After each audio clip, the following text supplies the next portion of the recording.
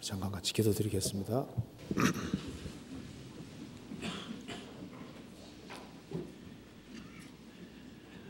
저희를 사랑하시는 하나님 아버지 감사합니다.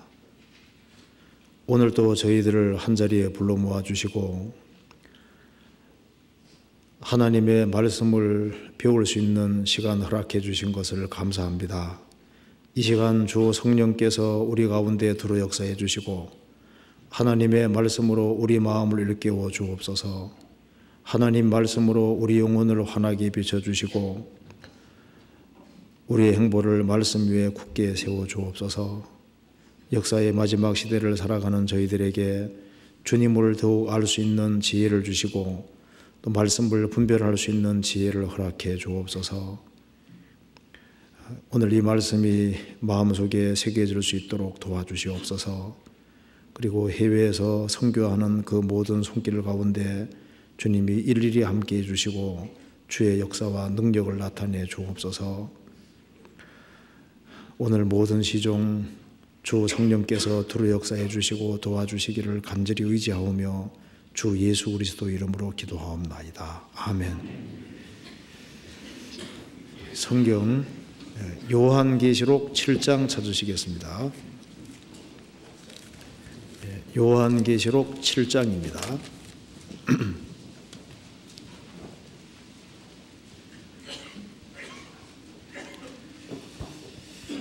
7장 9절부터 제가 읽겠습니다. 7장 9절입니다.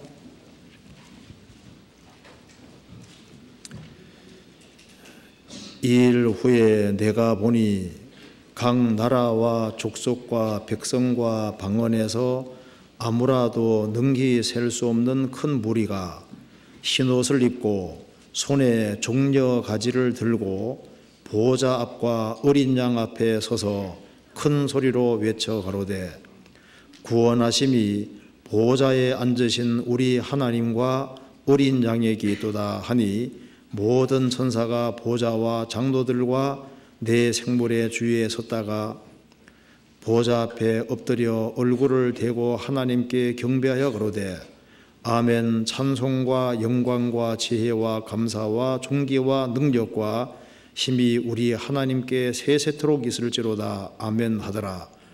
장로 중에 하나가 응답하여 내게 이르되 이 흰옷 입은 자들이 누구며 또 어디서 왔느뇨? 내가 가로되 내 주여 당신이 알리이다 하니 그가 나더러 이르되 이는 큰 혼란에서 나오는 자들인데 어린 양의 피에 그 옷을 씻어 희게 하였느니라.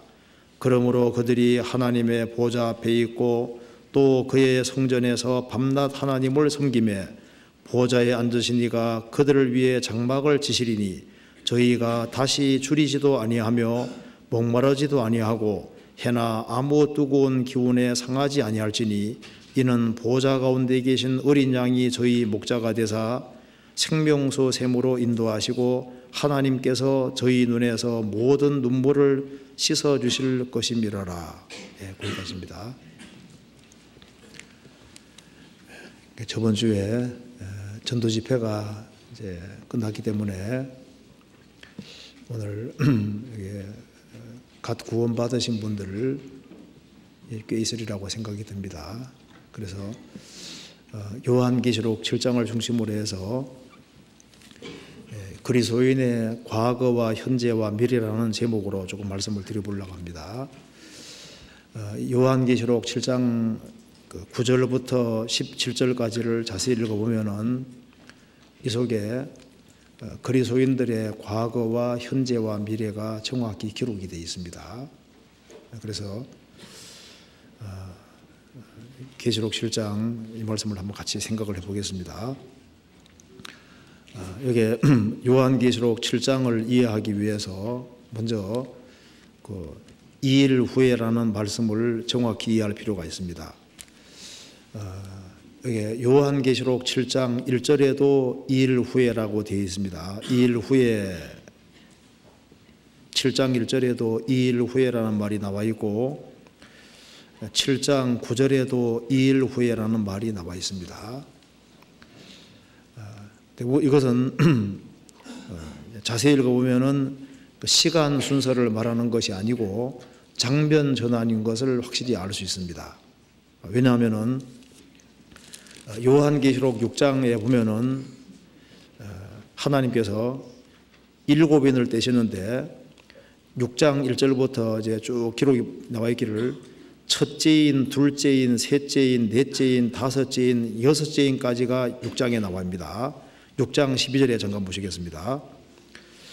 내가 보니 여섯째인을 떼실 때 큰 지진이 나며 해가 총담같이 검어지고 온 달이 피같이 되며 하늘의 별들이 무화과나무가 대풍에 흔들려 선 과실이 떨어지는 같이 땅에 떨어지며 하늘은 종기축이 말리는 같이 떠나가고 각 산과 섬이 제자리에서 옮겨오매 여섯째인 떨어질 때가 7년 환란 후반기 끝부분이지 않습니까? 여섯째인 떨어지고 일곱째인은 8장 1절에 떨어집니다. 8장 1절에 일곱째인을 떼실 때 이렇게 나와 있죠. 그러니까 첫째인, 둘째인, 셋째인, 넷째인, 다섯째인, 여섯째인 떨어지고 그 다음에 일곱째인이 떨어지고 이제 일곱 나팔이 불리고 일곱 대접이 이제 불리면서 이제 쏟아지면서 인류가 거의 전멸하게 됩니다. 그런데 여섯 번째인 떨어지고 일곱째인은 8장 1절에서 나오지 않습니까? 그러니까 여섯째인 떨어질 때가 7년 환란 후반부 끝부분인데 7장 1절에 2일 후에 이게 시간 순서를 말하는 게 아닙니다. 여섯째인 떨어지고 난 이후에 땅에서 이스라엘 사람들 14만 4천 명이 구원받고 그 일이 있고 난 이후에 전 세계적으로 복음이 전해져서 엄청난 무리들이 셀 수 없는 무리들이 구원받아서 주님 앞에 서고 그 다음에 일곱째인 떨어진다 그 말이 아니고 2일 후에가 장면 전환을 가리키는 것이 분명합니다. 그러니까 하나님께서 여섯째인까지 떨어지는 걸 보여주고 난 이후에 장면을 바꾸어서 다시 7년 환란 전으로 거슬러 올라가서 7년 환란 전 3년 반 동안에 이스라엘이 땅에서 구원받는 이야기가 7장 1절부터 8절까지의 기록이 되어 있는 겁니다. 그래서 7년 환란 전 3년 반 동안에 이스라엘이 땅에서 구원받는 일이 있을 때 그리스도인들은 어디 있느냐? 저 보좌 위에 있을 것을 말하고 있는 겁니다. 그러니까 여기 2일 후에라는 것은 여섯째인 떨어지고 난 이후에 하나님이 다시 장면을 바꾸어서 7년 환란 전으로 거슬러 올라가서 이스라엘이 구원받는 걸 보여주시고 그 다음에 또 장면을 바꾸어서 보좌 앞에 올라와 있는 사람을 보여주셨다 그 말입니다. 그리고 여기 2일 후에가 시간 순서가 아니라 장면 전환을 가리킨다는 걸 확실히 이해할 필요가 있습니다. 그래서 7장 9절에 보시겠습니다. 2일 후에 장면 전환을 말하고 있는 겁니다. 땅에서 이스라엘 14만 4천 명이 구원받고 있을 때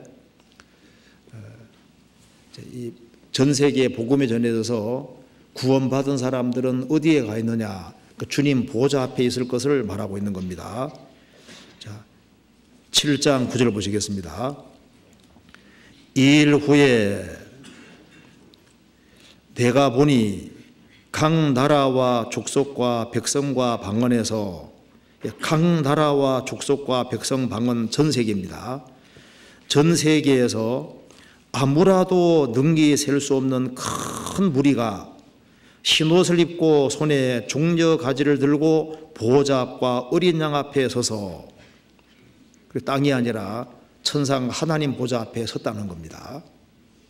복음이 전 세계 전파된 이후에 구원받은 모든 사람들은 저 위에 주님 앞에 서게 되는 겁니다. 이것이 이제 불언간 얼마 안 있다가 실제로 벌어질 일이 되는 겁니다. 오직 성령이 너희에게 임하시면 너희가 권능을 받고 예루살렘과 온 유대와 사마리아와 땅 끝까지 이르러 내 증인이 되리라.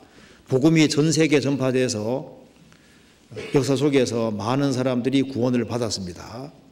그 사람들이 주님이 공중에 재림하실 때 몽땅 들림 받아서 주님 앞에 가 있는 장면인 겁니다. 그런데 이 9절 말씀이 분명히 벌어지게 됩니다. 예수님 말씀하신 대로 마지막 징조가 나타났고 마지막 징조를 보는 사람들이 살아있을 때 주님 오신다고 말씀해 주셨습니다. 제일 먼저는 땅에서부터 징조가 나타나기 시작하잖아요. 처처의 기근과 지진과 운력. 70년대는 신문에 지진 얘기가, 기근 얘기가 계속 나왔습니다. 기근. 그 다음에 장시간 것은 지진. 그 다음엔 운력. 테러 활동들. 그 다음 바다에서는 폭풍과 해일이 점점 심해지면서 쓰나미 그런 얘기가 점점 많이 나오고 허리케인도 점점 강해지는 그런 얘기 계속 나오잖아요. 그리고 난 이후에는 이제는 천체도 흔들린다고 성경에 나와 있습니다. 운석도 지구 가까이 자꾸 지나가잖아요. 우리는 지금 강도가 점점 세지는 것을 확실하게 보는 시대입니다. 그리고 도덕적인 징조가 성경에 많이 나와 있는데요. 도덕적인 징조 중에서 가장 핵심적으로 중요한 것이 바로 동성끼리 죄 짓는 겁니다. 그래서 인간이 타락하면 항상 제일 마지막에 나와 있는 것이 바로 여자끼리 남자끼리 죄 짓는 거예요. 소돔 고모라도 음란죄로 망했고, 그리고 이 가나안 7민족을 하나님이 심판하고 죽이신 이유 중에 대표적인 이유가 바로 동성끼리 죄 짓는 겁니다. 레위기 18장에 나와 있잖아요. 항상 한 시대가 종막을 고할 때 제일 마지막에 나타나는 것이 여자끼리 남자끼리 죄 짓는 겁니다. 미국에서는 워싱턴 포스트지에는 미국의 32개 주가 동성 결혼을 합법화했다고 합니다. 전 세계적으로 동성끼리 죄 짓는 것이 쫙 퍼지고 있습니다. 우리는 성경에서 말하는 마지막 징조를 실제로 다 보는 시대에 살고 있습니다. 그래서 이 요한계시록 7장 9절 이하에는 이 그리스도인의 그 모습이 여기에 정확히 기록이 되어 있습니다. 그래서 이게 우리가 구원받기 전에 과거와 구원받을 때 또 구원받고 난 이후에 어떻게 사는지, 또 어떻게 사는 사람들이 저 보좌 앞에 서는지, 우리의 또 장래가 어떤 것인지 여기에 자세히 기록이 되어 있습니다. 그걸 한번 같이 생각을 해보겠습니다. 여기에 요한계시록 7장에 보면은 7장 14절에 보시겠습니다. 내가 가로되 내 주여 당신이 알리이다 하니 그가 나더러 이르되 이는 큰 혼란에서 나오는 자들인데 어린 양의 피에 그것을 씻어 희게 하였느니라. 어린 양의 피에 그것을 씻어 희게 하였다. 우리가 예수님의 보배로운 피를 경험하기 전에는 우리는 전부 다 죄인이었습니다. 피로 죄를 씻었다는 것은 구원받기 전에 우리는 죄 가운데 살았다는 얘기잖아요. 우리가 예수님의 피를 경험하기 전에 우리는 죄인으로 나서 평생 죄 가운데 살았습니다. 너무나도 많은 죄를 짓고 세상에 목적도 소망도 없이 생을 살았던 겁니다. 그 뒤에 16절에는 17절에는 하나님이 목자가 된다고 했는데요. 우리는 목자 없는 양같이, 길을 잃은 양같이 인생을 헤매고 살았습니다. 그잖아요. 그리고 생명수 샘으로 인도하신다고 하셨는데요. 우리는 이 세상 것으로 만족해 보려고 했지만은 세상 것으로 만족할 수가 없었습니다. 그래서 우리가 이 복음을 깨우치기 전에 우리는 죄 가운데 살았고 목자 없는 양같이 헤매고 살았습니다. 그리고 세상 것으로 만족을 추구하고 생을 살고 있었습니다. 그리고 우리는 너무나도 무능력한 존재였습니다. 여기 10절에 말씀하기를 큰 소리로 외쳐 가로되 구원하심이 보좌에 앉으신 우리 하나님과 어린 양에게도다. 구원하심은 하나님과 어린 양에게도다. 그 말은 우리는 구원을 받는 데 있어서 우리는 무능력했고 아무 힘이 없었다는 걸 전제하는 말씀인 겁니다. 우리가 천국 가기 위해서 할 수 있는 것은 아무것도 없었습니다. 우리는 무능력했던 겁니다. 그런데 놀랍게도 그 주님의 보혈을 통해서 죄를 사함받게 된 겁니다. 14절에 내가 가로되 내 주여 당신이 알리이다 하니 그가 나더리로되 이는 큰 혼란에서 나오는 자들인데 어린 양의 피에 그 옷을 씻어 희게 하였느니라. 인생에서 제일 핵심적으로 중요한 것이 바로 어린 양의 피로 죄를 씻음 받는 것, 이것이 인생에서 가장 핵심적이고 중요한 사실입니다. 그래서 예수님의 피의 의미를 깨닫지 못한 사람은 인생에서 가장 중요한 것을 깨닫지 못한 사람이 되는 겁니다. 예수님의 그 피공로를 확실히 깨우친 사람은 성경에서 가장 중요한 것을 깨우쳤고 인생에서 가장 중요한 걸 깨우친 겁니다. 사도행전 20장 28절에는 하나님이 자기 피로 사신 교회를 지게 하셨느니라.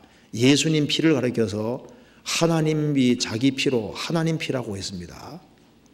예수님 피만 죄 없는 피고 보배로운 피입니다. 하나님이 자기 피로 사신 교회. 그래서 성경을 요약하면 예수님이고 그걸 더 요약하면은 예수님의 십자가의 피가 되는 겁니다. 성경에서는 우리 죄가 사해진 것도 예수님의 피요, 우리가 하나님과 한복이 이루어진 것도 예수님의 피고, 우리가 죄를 영원히 처리받게 된 것도 예수님 피고, 우리가 살아계신 하나님을 섬길 수 있는 근거도 예수님의 피고, 우리가 죄에서 해방된 것도 예수님 피라고 했습니다. 우리가 마귀를 이기는 것도 예수님 피에 의지해서 이긴다고 성경이 말하고 있습니다. 그리고 우리가 성경에 흰옷 입어야 천국간다 그랬는데 그 흰옷 입은 근거도 바로 예수님 피로 죄 씻음 받는 것이 흰옷 입은 거라고 성경이 말을 하고 있는 겁니다. 여기에 예수님 피가 요한계시록 7장에서도 강조되고 있는 겁니다.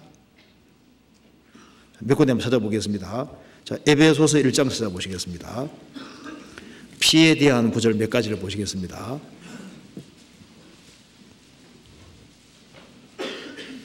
(1장 7절) 같이 읽어보겠습니다. 우리가 그리스도 안에서 그의 은혜의 풍성함을 따라 그의 피로 말미암아 구속 곧 죄사함을 받았으니, 우리가 예수님의 피로 구속은 그 죄값을 지불하고 샀다는 겁니다. 구속 곧 죄사함을 받았으니, 우리는 죄값에 죄에 팔려갔는데 예수님이 피값을 지불함으로 이를 대산 겁니다. 구속 곧 죄사함을 받았다. 그러니까 우리 죄가 사해진 근거는 오직 예수님 피 때문에 죄가 사해진 겁니다. 그렇죠? 성경 골로새서 1장 보시겠습니다. 1장 20절.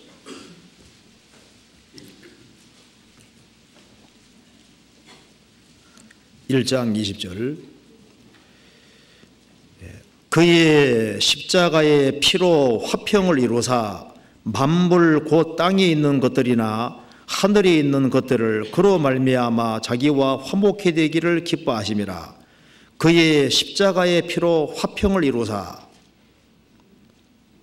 하나님과 나는 원수 관계였는데 어떻게 해서 나와 하나님 사이에 화평이 이루어졌느냐? 이유는 오직 십자가의 피로 화평이 이루어진 겁니다. 그러니까 내가 하나님과 화평을 이루는 근거는 오직 뭡니까? 예수님의 피 때문에 화평이 이루어진 겁니다. 히브리서 9장 12절.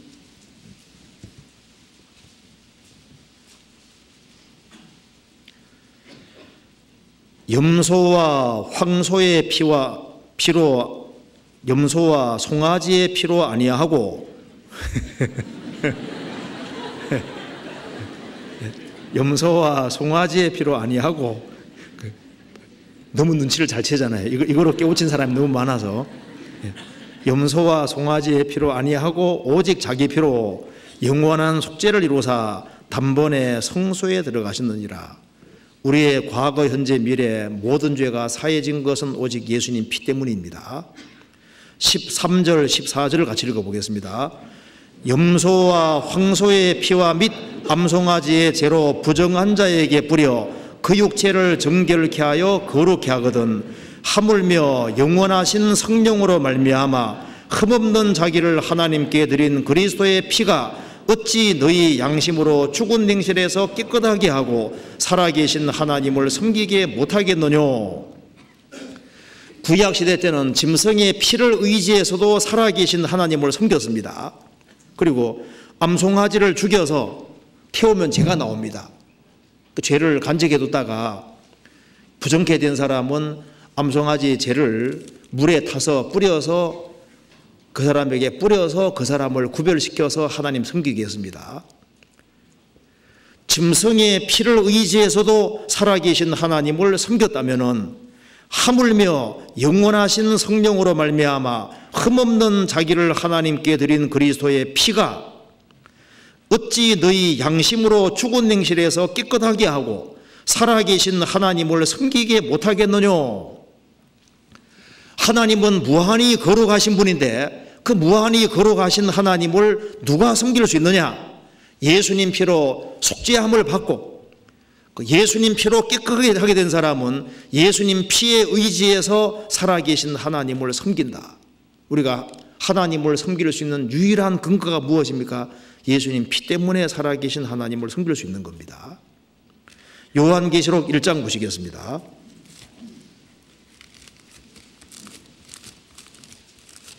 요한계시록 1장 5절.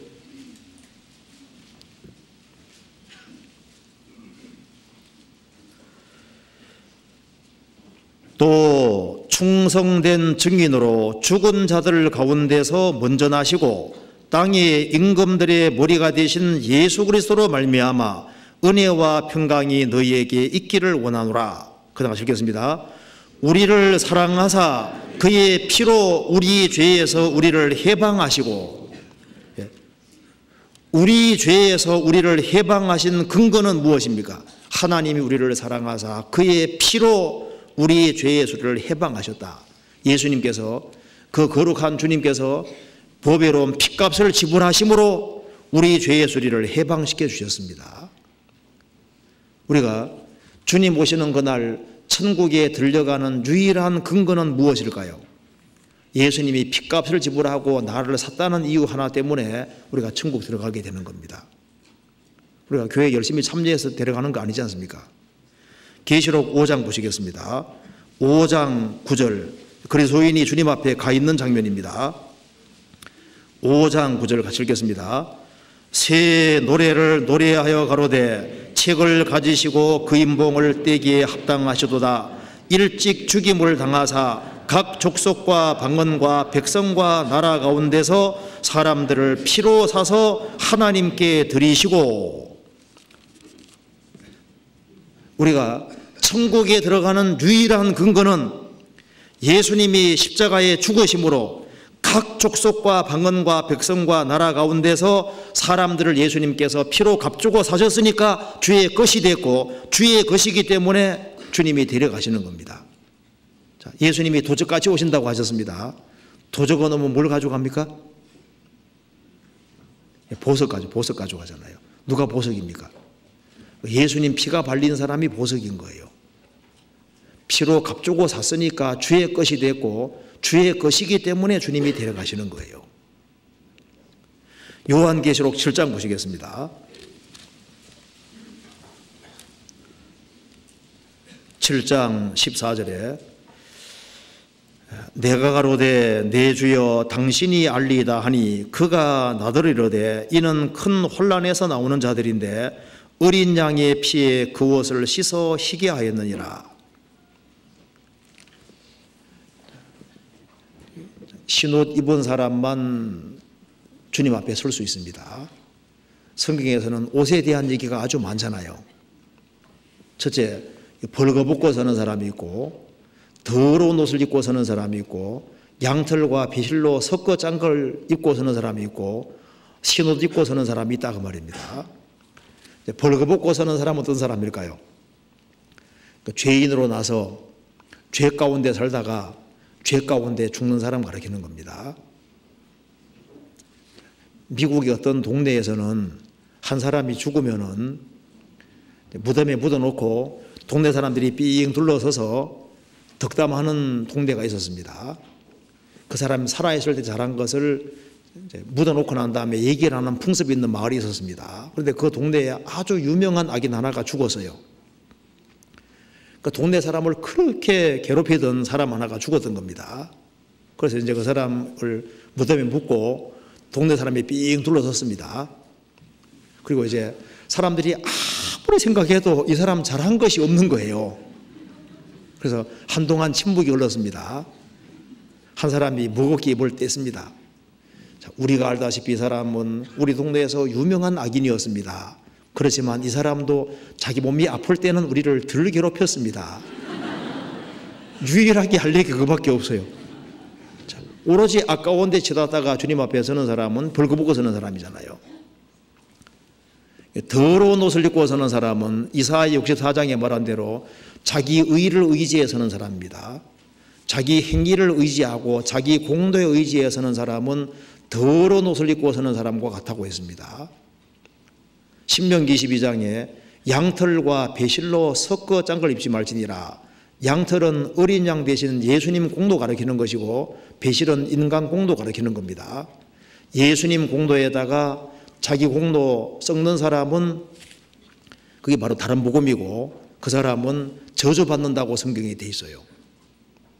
자, 양털 50%에다가 배실 50% 섞으면 어디 갈까요? 지옥 가죠. 양털 90%에다가 배실 10%만 섞었습니다. 어디 갈까요? 그럼 양털 99.99%에다가 배실 0.01% 섞었으면 어디 갈까요? 안 된다면 안 되는 겁니다. 양털과 배실로 섞어 짠 걸 입지 말지니라. 예수님 공도에다가 다른 걸 덧붙이면 안 되는 겁니다. 그럼 누가 천국 갈 수 있느냐? 여기 말한 대로 어린 양의 피에 그 옷을 씻어 희게 하였느니라. 우리가 구원받기 전에는 우리는 죄 가운데 살았고 목자 없는 이뤄진 길 잃은 양같이 살았습니다. 세상에 소망도 없는 사람이었습니다. 그런데 어느 날 복음을 듣고 성령의 도우심으로 복음이 믿어지면 그때부터 이제 완전히 새로운 인생을 살게 되는 거예요. 그래서 세상에서 가장 큰 행복은 다윗이 말한 대로 죄를 사함 받은 겁니다. 사람의 행복에 대하여 다윗이 말한 바 그 불법을 사하심을 받고 그 죄를 가리우심을 받는 자는 복이 있고 주께서 그 죄를 인정치 아니하실 사람은 복이 두담과 같으니라. 누가 행복자냐 하면은 비록 죄를 지었지만은 죄를 가리움 받고 하나님께서 너는 죄 없다 해줄 사람은 복이 있다고 했습니다. 그래서 속죄를 정말 받아본 경험이 있는 사람, 성령의 도우심으로 복음이 정말 믿어진 사람은 자기가 얼마나 행복한 사람인지를 알 수가 있는 겁니다. 그렇잖아요. 자, 그래서 여기에 이 사람들이 주님 보좌 앞에 올라와 있는데 여기에 공통적으로 두 가지를 가지고 있었습니다. 자, 요한계시록 7장 9절에 보시겠습니다. 이일 후에 내가 보니 각 나라와 족속과 백성과 방언에서 아무라도 능히 셀 수 없는 큰 무리가 흰옷을 입고 손에 종려가지를 들고 보좌 앞과 어린 양 앞에 서서, 자, 여기 천상에 올라가 있는 모든 성도들은 두 가지를 가지고 있었습니다. 흰옷을 입고 있었습니다. 또 한 가지는 손에 종려가지를 다 들고 있었습니다. 흰옷은 무엇을 말할까요? 14절에 말한 대로 예수님 피로 죄를 사함 받은 것을 가르치고 있습니다. 또한 이 사람들은 손에 종려가지를 다 들고 있었던 겁니다. 흰옷은 다 입었죠. 흰 옷 입었어요? 네. 종려가지 들고 있어요? 종려가지가 뭐예요? 자, 종려가지가 뭔지 한번 잠깐 봅시다. 에스겔 41장 보시겠습니다. 에스겔 41장 18절에 보시겠습니다.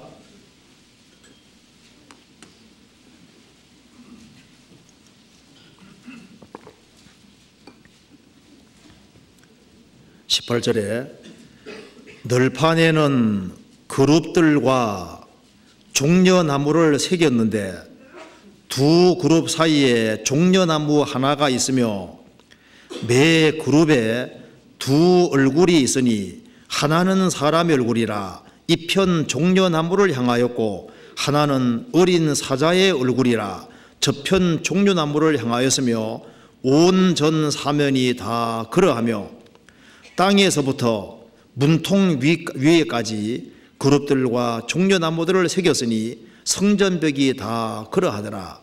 천전왕국 성전벽에는 막 종려나무가 많이 새겨져 있다. 그런데 이 종려나무가 그냥 있는 게 아니고 잘 보시면은 18절에 널판에는 그룹 천사들입니다. 그룹 천사들과 종려나무를 새겼는데 두 그룹 천사들 사이에 종려나무 하나가 있으며 그래 되죠.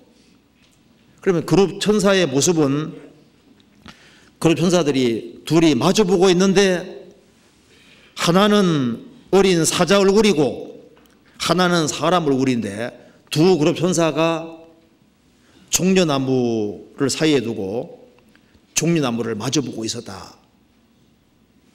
자, 두 그룹 천사 사이에 종려나무가 있었습니다.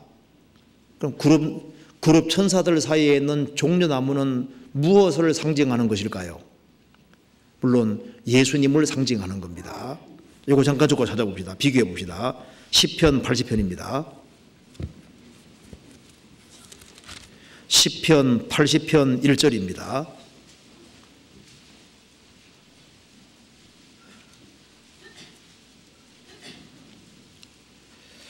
(80편) 1절입니다. 같이 읽어보겠습니다. 요셉을 양떼같이 인도하시는 이스라엘의 목자여 귀를 기울여줘서 그룹 사이에 좌정하신 자여 빛을 비치소서. 성경에서 그룹 사이에 좌정하신 분이 계속 나와 있는데요, 그룹 천사들 사이에 좌정하신 분 하나님이십니다. 주님이십니다. 그러면 그룹 천사 사이에는 주님이 항상 계신데 에스겔 41장에는 그룹 천사들 사이에 종려나무가 있다 그 말입니다. 그룹 천사들 사이에는 주님이 계신데 왜 종려나무가 있을까요? 그 종려나무는 예수님을 가르치기 때문입니다. 그러면 왜 예수님을 가르쳐서 종려나무라고 표현을 했냐 그 말입니다.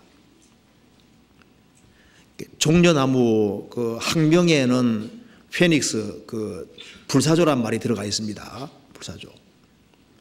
이 종려나무는 좀 나무가 좀 특별해요. 이게 불태워 그루터기도 태워도 거기에서도 싹이 나오고 불 속에서도 살아남는 좀 아주 신비한 나무입니다.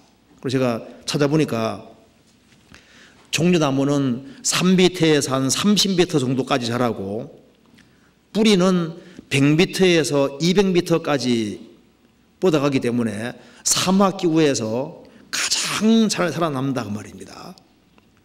그리고 뿌리가 100m에서 한 200m까지 내려가는 특별한 나무인 거예요. 그러니까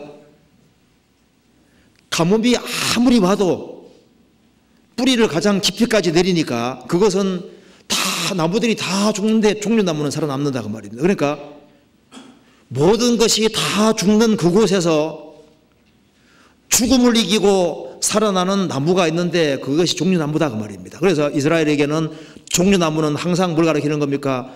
부활이고 사망을 이기고 승리하는 것을 가리키는 거예요. 예수님이 왜 종려나무냐 하면 예수님은 죽음을 이기시고 부활하신 분이잖아요. 승리하신 분입니다. 그래서 성경이 말씀하기를 예수는 우리 범죄함을 위하여 내어짐이 되고 또한 우리를 의롭다 하심 위에 살아나셨느니라. 예수님의 부활하심으로 예수님이 우리 의가 되신 겁니다. 그래서 우리가 왜 종려나무 가지고 있다고 했냐면은 종려나무 가지고 있는 건 뭡니까? 예수님의 부활의 의를 우리가 가지고 있는 것을 말하고 있는 거예요. 성경의 핵심은 예수님의 죽으심과 예수님의 부활입니다. 그렇기 때문에 흰옷이고 종려가지라고 표현을 하고 있는 거예요. 성경 로마서 3장을 보시겠습니다.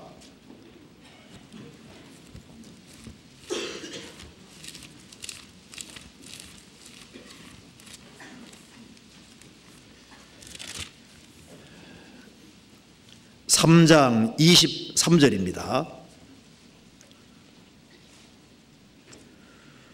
모든 사람이 죄를 범하였음에 하나님의 영광에 이르지 못하더니 그리스도 예수 안에 있는 구속으로 말미암아 하나님의 은혜로 값없이 의롭다 하심을 얻은 자 되었느니라. 우리는 예수님의 안에 있는 은혜로 말미암아, 예수 안에 있는 구속으로 말미암아 하나님의 은혜로 값없이 의롭다 하심을 얻은 자 되었느니라. 예수님 때문에 우리가 의롭게 됐습니다. 로마서 4장 25절 같이 읽겠습니다. 같이 읽겠습니다.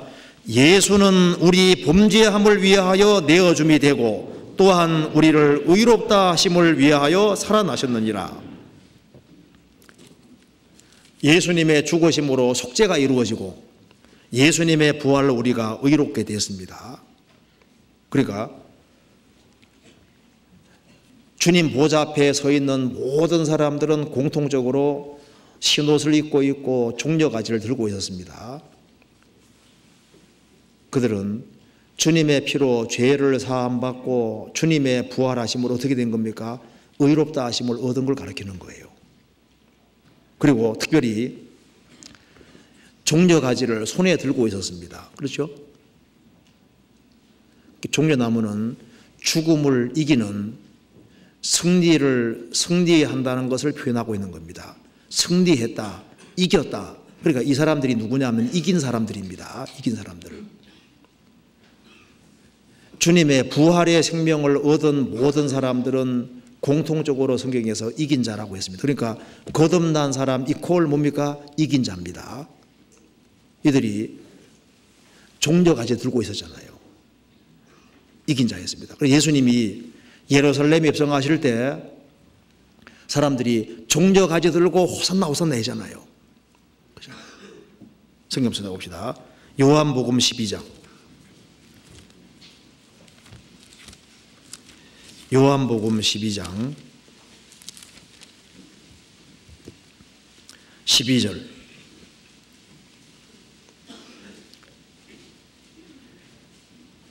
그 이튿날에는 명절에 온 큰 무리가 예수께서 예루살렘으로 오신다 함을 듣고 종려나무 가지를 가지고 맞으러 나가서 외치되 호산나 찬송하리로다. 주의 이름으로 오시는 이 곧 이스라엘의 왕이시여 하더라.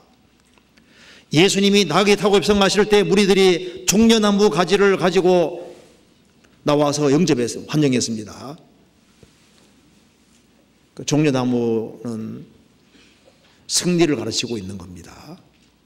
그래서 모든 거듭난 크리스찬들이, 저 위에 올라가 있는 크리스찬들이 하나같이 흰옷 입고 있었고 종려가지 들고 있었습니다.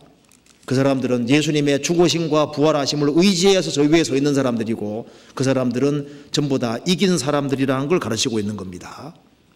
그래서 이 성경에 보면은 거듭난 크리스찬들이 이긴 사람들이고 거듭난 크리스찬들은 크게 네 가지를 하나님의 생명을 받은 사람들이기 때문에 크게 네 가지 영역에서 이긴다고 성경에 되어 있습니다. 네 가지.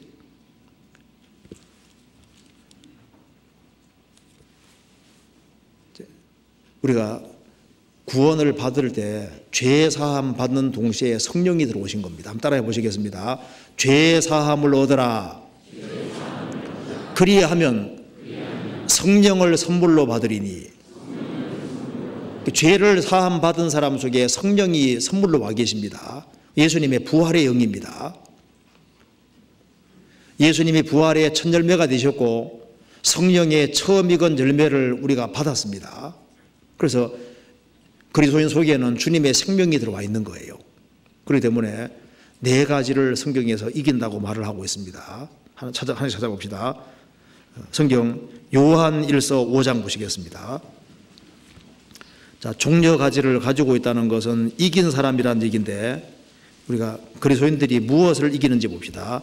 요한복음 5장, 요한 1서 5장 4절입니다. 4절 5절 같이 읽어보겠습니다. 대저 하나님께로서 난 자마다 세상을 이기느니라. 세상을 이긴 이김은 이것이니 우리의 믿음이니라.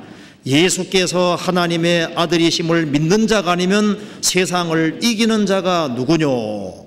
여기에 하나님께로 난 자마다, 거듭난 자마다, 누구든지 그 말입니다. 거듭난 자마다 이기는 첫 번째 대상은 세상을 이기느니라. 세상을 이긴 이김은 이것이니 우리의 믿음이니라. 예수께서 하나님의 아들이심을 믿는 자가 아니면 세상을 이기는 자가 누구뇨? 자, 거듭나기 전에는 우리는 세상에 속한 사람이었습니다. 사람이 거듭나는 즉시 위로부터 오는 생명을 받았기 때문에 거듭나는 즉시 그리스도인들은 세상에 살지만 세상에 속한 자가 아닌 사람이 됐습니다. 그래서 죽은 물고기들은 강을 다 떠내려가는데 살아있는 물고기는 물살을 거스르는 힘이 있잖아요. 그래서 거듭나지 못한 모든 사람은 세상 풍조를 따라서 세상 사람들이 가는 길을 다 가는데 하나님의 생명을 받은 사람만 세상을 거스르는 힘이 있는 거예요. 악인은 그렇지 않으며 오직 바람에 나는 겨와 같도다. 악인은 바람에 날려다니는 겨와 같습니다. 그에게는 생명이 없습니다. 바람 부는 대로 세상 풍조를 따라서 살아가잖아요. 그런데 하나님의 생명을 받은 사람은 세상에 살지만 세상과 섞이지 않는 무엇인가가 있습니다. 그래서 세상을 거스리는 힘이 와 있어요. 마태복음 14장에 예수님이 바다 위를 걸으셨습니다. 베드로도 바다 위를 걸었잖아요. 바다는 세상을 가리키는 것이고 예수님은 세상에 사셨지만 세상에 속한 분이 아니라는 걸 보여주는 겁니다. 베드로도 믿음을 따라 걸을 때는 물 위를 걸었습니다. 세상에 살지만 세상에 속한 자가 아니라는 걸 정확히 보여주잖아요. 물론 바람 불 때는 바람을 보고 빠져들어갔지만 주님께 부르짖어서 건짐 받았잖아요. 그리스도인들은 세상에 빠져들면은 주님께 도움을 구한다는 특징이 있습니다. 그렇잖아요. 그리스도인들은 세상에 살지만은 세상에 속한 자가 아니라고 신기하게 느끼잖아요. 그렇잖아요. 맞죠? 자, 이 거듭나기 난 이후에는 이상하게 세상 사람들하고도 얘기해도 이상하게 잘 얘기가 안 맞잖아요. 이상하게. 그전에는 막 세상 얘기하면 굉장히 좋았는데 거듭나고 난 다음엔 그런 얘기가 아주 시시해 보입니다. 예수님 얘기를 해주고 싶고 그런 마음 올라오잖아요. 물과 기름처럼 안 섞이는 것이 있습니다.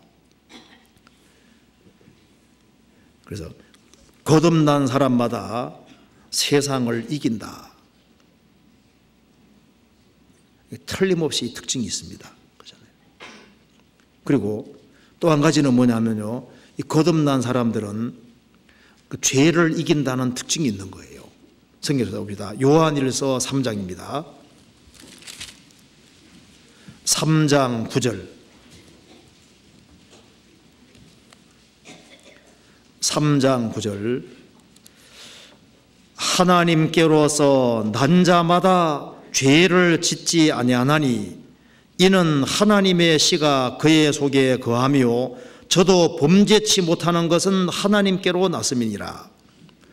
하나님께로서 난 자마다 죄를 짓지 아니하나니 이것은 우리가 위로부터 받은 생명은 죄를 짓지 않는 생명입니다. 그래서 이제 죄를 짓지 않는다 이 말은 범죄하는 것이 불가능하다는 걸 말하는 건 아닙니다. 왜냐하면 그 앞에 한번 보시겠습니다. 요한일서 2장 1절입니다. 나의 자녀들아 내가 이것을 너희에게 쓰면 너희로 죄를 범치 않게 하려 함이라. 만일 누가 죄를 범하면 아버지 앞에서 우리에게 대언자가 있으니 곧 의로우신 예수 그리스도시라. 거듭난 크리스찬들에게 하는 말입니다. 나의 자녀들아 내가 이것을 너희에게 쓰면 너희로 죄를 범치 않게 하려 함이니라. 죄를 범할 수 있다는 겁니다. 만일 누가 죄를 범하면, 죄를 안 범해야 되지만은 혹시 죄를 범하면 그 말이잖아요. 범하면은 아버지 앞에서 우리에게 대언자 변호사가 있으니 곧 의로우신 예수 그리스도시라. 예수님 우리를 변호해 주기 때문에 망하는 건 아니다 그 말입니다. 예수님 우리를 변호한다는 것을 알고 죄를 이겨나가라고 얘기를 하고 있는 거예요. 그러니까 죄를 범하면 죄에 범할 가능성이 있다는 얘기죠. 그런데 여기서 요한일서 3장 9절은 좀 내용이 다릅니다. 하나님께로서 난 자마다 죄를 짓지 아니하나니, 그 헬라어에도 하나님께로 난 자마다 습관적으로 계속적으로 죄 짓지 않는다. 영어로는 keep on ing, 계속적으로 지속적으로 죄 짓지 않는다.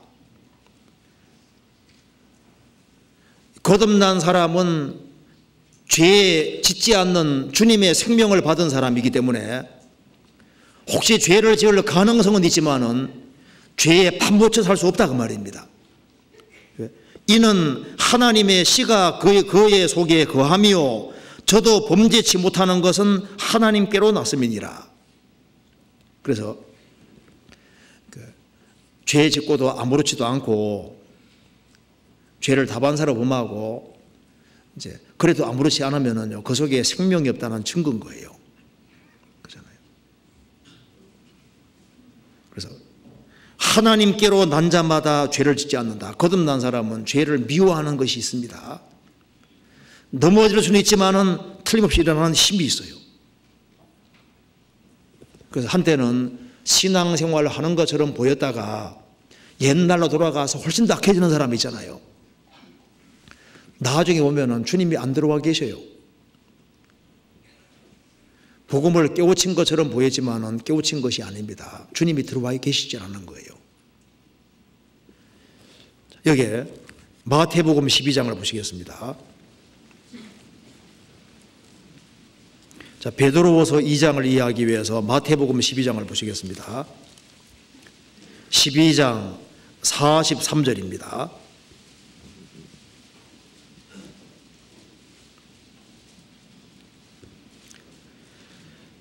더러운 귀신이 사람에게서 나갔을 때 물 없는 곳으로 다니며 쉬기를 구하되 얻지 못하고 이에 가로되 내가 나온 내 집으로 돌아가리라 하고 와보니 그 집이 비고 소재되고 수리되었거늘 이에 가서 저보다 더 악한 귀신 7을 데리고 가서 들어가서 거하니 그 사람의 나중 형편이 전보다 더욱 심하게 됐느니라. 이 악한 세대가 또한 이렇게 되리라. 예수님 당시 유대인들은 착하게 살려고 정말 노력을 했습니다. 이 더러운 귀신이 아이고 이 집이 못 살겠다고 나갔다는 겁니다. 그래서 이 사람은 집을 비워두고 소재하고 쓸고 닦고 그리고 뚱당뚱당 고친 겁니다.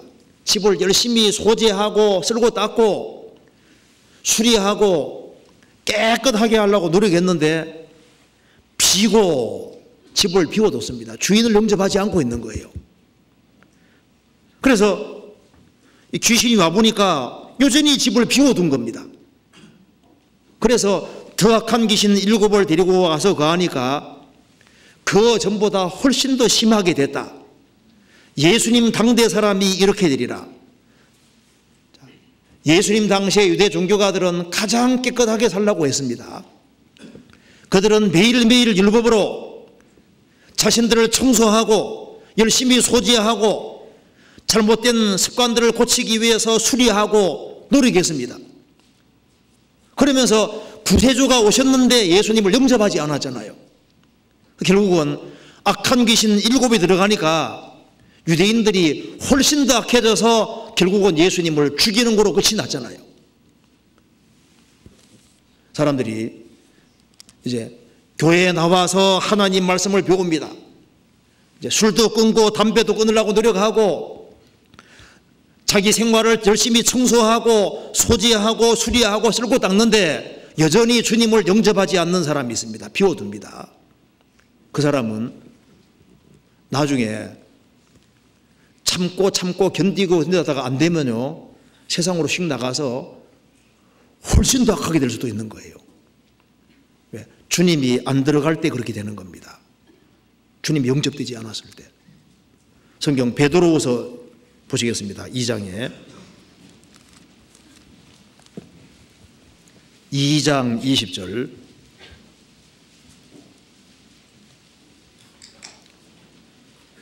20절.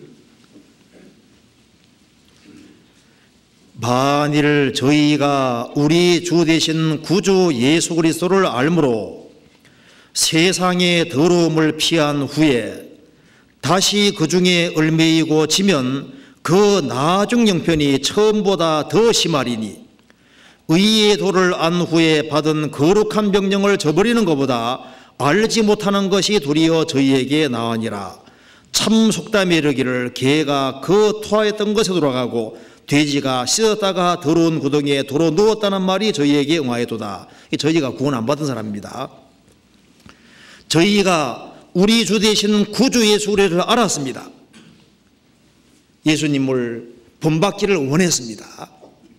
그래서 세상의 더러움을 피해서 열심히 자신들을 소지하고 쓸고 닦고 수리하고 예수님을 닮아보려고 노력했습니다. 그렇지만은 주님을 영접하지 않고 있는 겁니다. 그래서 한때 예수를 믿어보려고 하다가 그 사람이 나중에 훨씬 더 심하게 될 수도 있습니다. 왜? 주님이 안 돌아오면 그렇게 되는 거예요. 그래서 참 속담에 이르기를 개가 그 토하였던 거 돌아가고 개를 깨끗하게 씻겨놔도 속에 본성이 안 바뀌면 토한 곳에 결국은 돌아갑니다. 돼지를 훈련시키고 씻어놨다 할지라도 나중에 틈만 있으면 나가서 더러운 곳에 뒹굴잖아요. 돼지니까.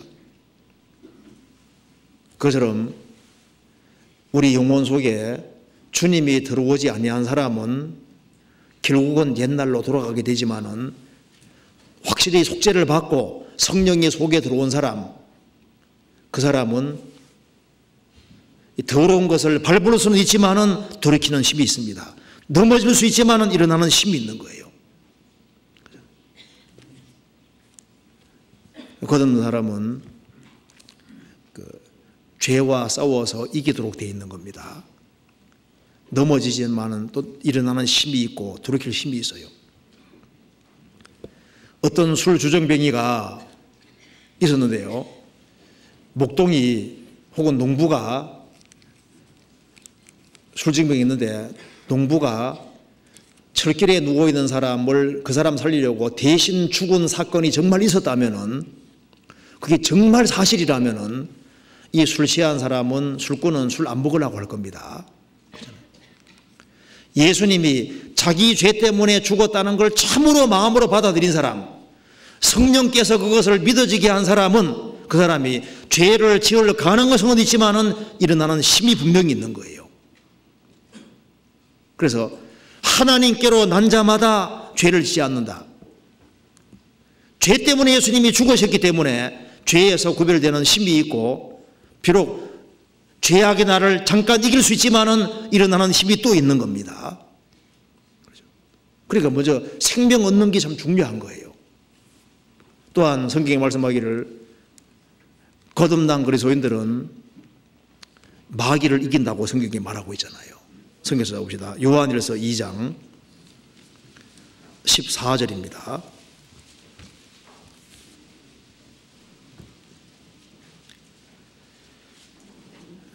아이들아 내가 너희에게 쓴 것은 너희가 아버지를 알았으며 아비들아 내가 너희에게 쓴 것은 너희가 태초부터 계신 이를 알았으며 청년들아 내가 너희에게 쓴 것은 너희가 강하고 하나님의 말씀이 너희 속에 거하시고 너희가 흉악한 자를 이기었음이니라. 여기 흉악한 자가 마귀입니다. 여기 이긴다는 말이 영어로 말하면 overcome인데요, 극복한다 그 말입니다. 크리스찬들은 생명이 있기 때문에 세상에 넘어질 수 있지만 이게 일어나는 힘이 있는 거예요. 참 생명이라는 건 신비한 겁니다. 그 딱딱한 바위를 뚫고 생명이 올라오는 거 봐요. 싹이 올라오는 거 봐요.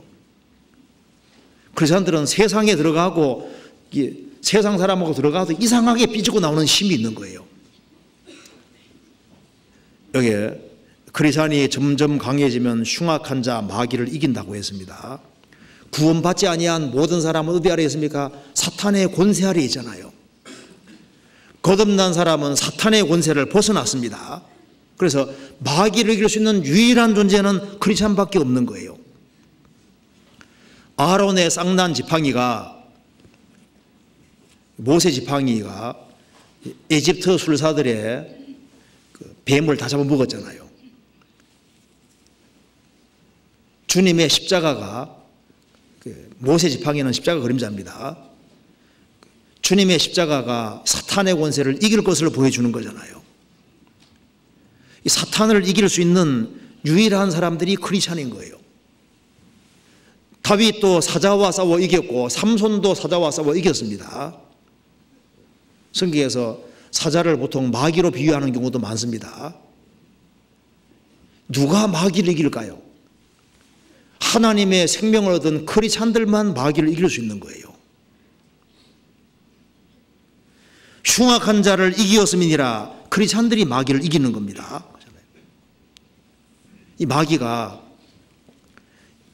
구원받은 사람도 넘어뜨리려고 불화살을 끊임없이 날립니다. 하나님의 전신갑주를 입고 믿음의 방패를 가지고 크리스찬들은 이기는 거예요. 성경 에베소서 6장 보시겠습니다. 6장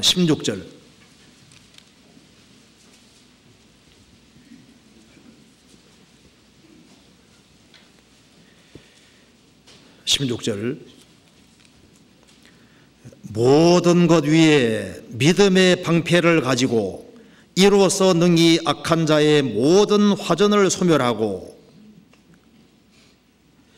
여기에 크리스찬들은 하나님의 전신갑주를 입고 모든 것 위에 믿음의 방패를 가지고 이로써 능히 악한 자의 모든 화전 불화살을 소멸하고. 마귀가 구원을 받은 사람에게도 불화살을 쏘아댑니다. 불화살 맞는 사람들이 많잖아요. 마귀가 불화살을 쏘아대는데 그냥 화살이 아니고 불화살이라 그러죠. 불화살은 한 대만 맞아도 큰 문제가 생깁니다. 목적 건물은 한 대 맞으면 어떻게 될까요? 다 태워버리잖아요. 그뿐 아니라 주변고도 다 태웁니다. 그렇잖아요. 자, 마귀가 불화살을 쏘아댑니다. 그걸 어떻게 이기느냐? 성경에서 믿음의 방패를 가지고 방패로 이긴다. 그러니까 믿음이 커져야 되는 믿음이. 그러니까 믿음 있는 사람이 마귀 이길 수 있고 믿음의 방패를 가지고 믿음이 커지는 사람이 이길 수 있는 거예요. 마귀가 어떻게 유혹하는지 아시죠? 너 제발 주 안에 붙지 말아라. 구원받은 무리 가운데 제발 붙지 말아라. 마귀가 끊임없이 유혹합니다. 구원받은 무리 가운데 거하면은 너와 내 집이 구원받고 나를 통해서 30명, 60명, 100명이 구원받고 많은 사람이 구원받을 줄 알기 때문에 마귀는 어떻게 하든 간에 무슨 핑계 대서라도 구원받은 사람들이 모인 무리 가운데서 떨어지게 하기 위해서 끊임없이 불화살을 쏘아댑니다. 그래서 크리스찬들을 넘어뜨리기 위해서 마귀가 불화살을 많이 가지고 있습니다. 그래서 어디를 향해 공격하냐 하면은 마귀가 불화살을 날릴 때 생각을 향해서 날리는 거예요. 가르주다 마음속에 예수 팔리는 생각을 집어넣는 것처럼 마귀가 구원받은 사람도 아직 변화되지 않은 것이 있기 때문에요. 생각 속에다가 마귀가 별별 화살을 날립니다. 그리고 크리스찬의 마음을 향해서도 불화살을 계속 날리는 거예요. 그래서 부정적인 생각을 갖도록 자꾸 유도합니다. 이 컵에 물이 반이 있으면은 어떤 사람은 야, 반이나 있네. 어떤 사람은 반밖에 없네. 반이나 있네. 그 좀 많이 있다는 얘기잖아요. 반밖에 없네. 반이 있지만은 보는 시각이 다르잖아요.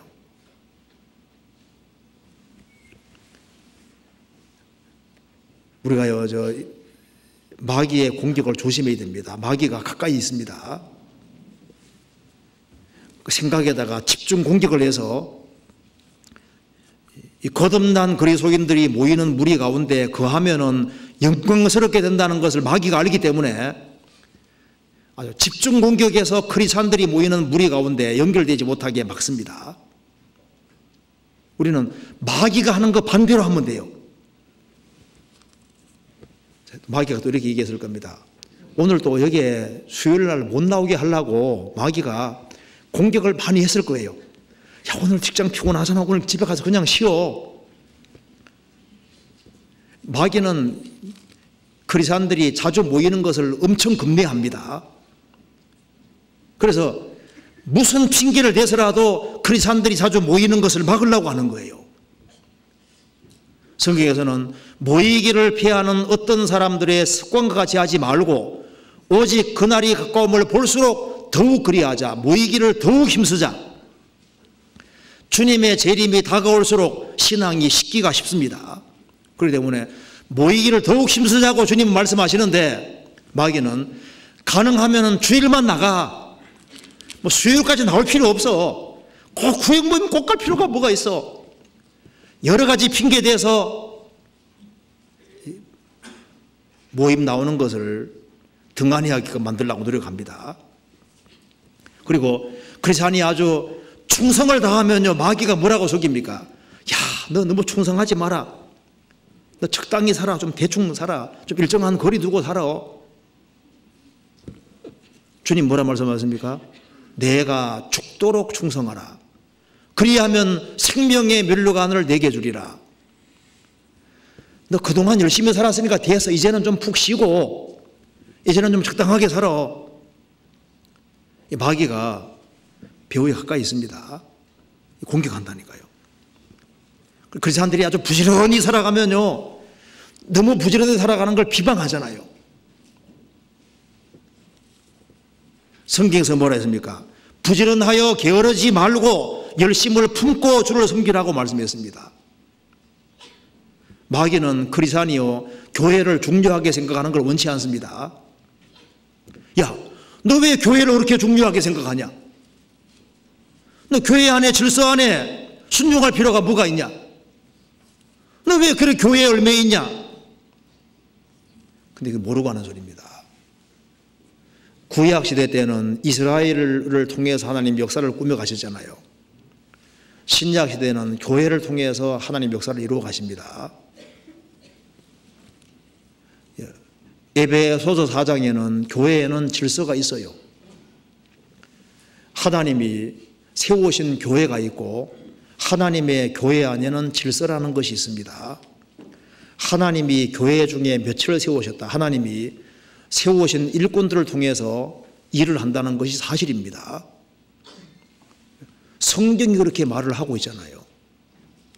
마귀는 크리스찬이 교회를 중요하게 생각하는 것을 있지 않습니까? 그 생각을 어떻게 하든 간에 부수려고 노력합니다. 왜? 크리스찬은 신앙생활을 망치려고 하는 거예요.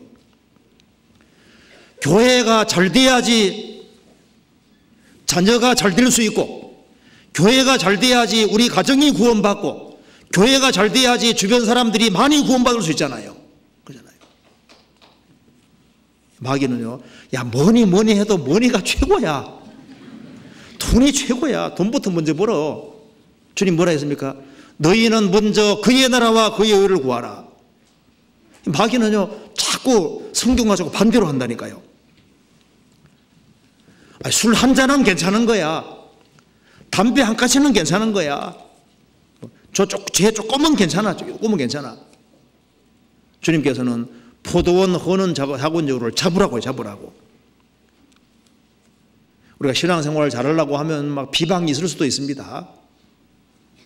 비방을 들을 수도 있고 욕도 먹을 수도 있습니다. 마귀는 뒤에서 한바탕 하라고 부추기잖아요. 너는 자존심도 없냐? 그래도 없다고 어쩔래? 성경에 말씀하기를 애매히 고난을 받아도 하나님을 생각함으로 슬픔을 참으면 이는 아름답다 그러잖아요. 이 마귀가 이 크리스찬들이 신앙생활 잘하는 것에 대해서 그걸 꼴사나워하고 싫어합니다. 그래서 마귀가 이 세상 사람들은 마귀 밥통 속에 있고 이 거듭난 크리스찬들도 마귀가 집중적으로 공격을 합니다. 그런데 크리스찬들은 속에 생명이 있잖아요. 마귀도 왜 열을 받냐 하면은 요렇게 치면은 넘어질 것 같은데 안 넘어지거든요. 성경 말씀하기를 저는 넘어지나 아주 엎드러지지 아니하면 죽게 해서 손으로 붙드심이로다. 하나님의 생명이 있는 크리스찬들은 주님도 지켜주시잖아요. 저는 넘어지나 아주 엎드러지지는 않는다. 그런데 이 마귀의 화살에 맞는 사람은 능력 있는 삶을 살 수가 없습니다. 창세기 49장에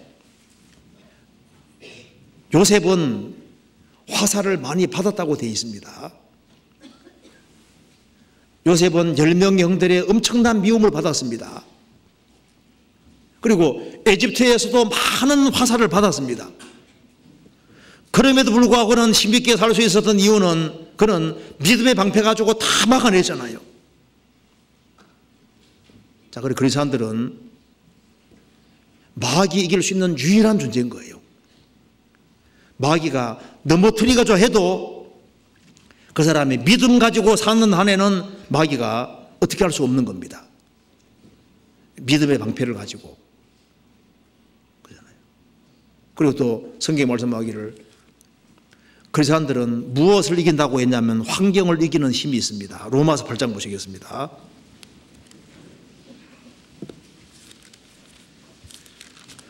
(8장) 35절입니다.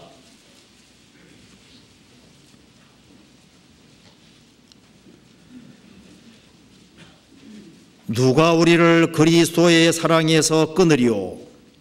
환난이나 곤고나 핍박이나 기근이나 적신이나 위험이나 칼이랴. 기록된 바 우리가 종일을 주를 위하여 죽임을 당게 되며 도살할 양같이 여김을 받았나이다 함과 같으니라. 그러나 이 모든 일에 우리를 사랑하시는 이로 말미암아 우리가 넉넉히 이기느니라. 누가 우리를 그리스도의 사랑에서 끊으리요? 환난이나 곤고 속에 질병이 들어있습니다. 곤란하고 괴로운 일, 질병이나 핍박이나 기근이나 적신이나 위험이나 칼이랴. 그러나 이 모든 일에 우리를 사랑하시는 이로 말미암아 우리가 넉넉히 이기느니라. 환경적인 모든 어려움을 이기는 힘이 속에 와 있는 거예요. 그리스도인들은 가난이 와도 이길 힘이 와 있습니다. 때거리도 없고 벌거벗어도 이길 힘이 있습니다. 질병이 와도 이길 힘이 있잖아요. 죽음 앞에서도 담대하고 칼이랴. 순교를 가장 많이 낸 것도 교회입니다. 초대교회 당시에 7지사 중에 한 사람 스데반은 돌에 맞아 죽었다가 죽었지 않습니까? 돌에 맞아 죽었습니다. 순교 단계잖아요. 베드로 사도는 거꾸로 못 박혀 죽었습니다. 성경에 나와 있는 안드레는, 베드로 동생 안드레는 X형 십자가에서 처형당해 죽었습니다. 전도하다가. 초대교회 때부터 지금까지 많은 사람들이 순교당했습니다. 그런데 그들이 순교할 힘을 어떻게 얻게 됐을까요? 주님, 우리 그 사람 속에 부활의 생명이 들어와 있기 때문입니다. 그렇잖아요.